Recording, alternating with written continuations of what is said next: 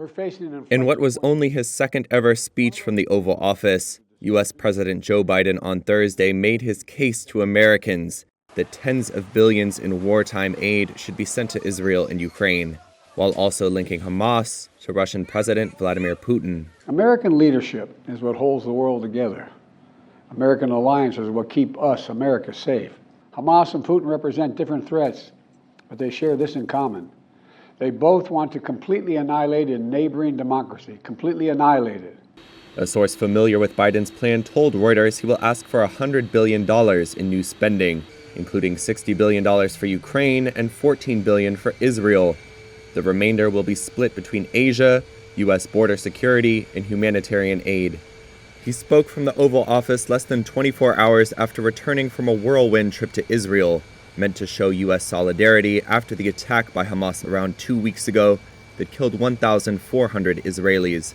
Biden acknowledged that Americans were asking why U.S. support matters in these wars. He framed his pitch as a necessary cost. To support our critical partners, including Israel and Ukraine, is a smart investment that's going to pay dividends for American security for generations. Help us keep American troops out of harm's way. Help us build a world that is safer, more peaceful, more prosperous for our children and grandchildren.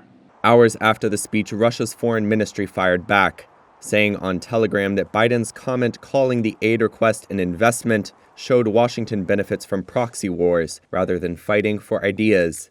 Biden's comments come with some urgency.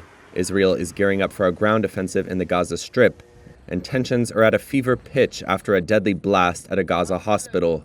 Biden said in his speech that Israel was not responsible, as Hamas officials have maintained. But as global protests grow over the hospital strike, he urged Israel not to, quote, give into blind rage, and recognize the need to supply humanitarian aid to Palestinians caught in the crossfire in Gaza.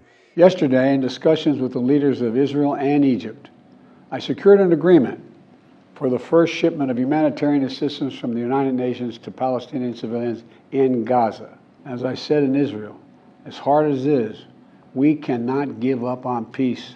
We cannot give up on a two-state solution.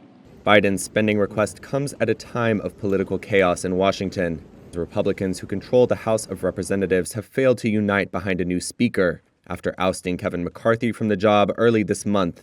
The funding measure, which must pass both the Democratic-led U.S. Senate and Republican-controlled but currently leaderless House, will test whether Republican lawmakers can be persuaded to set aside their opposition and approve the new spending.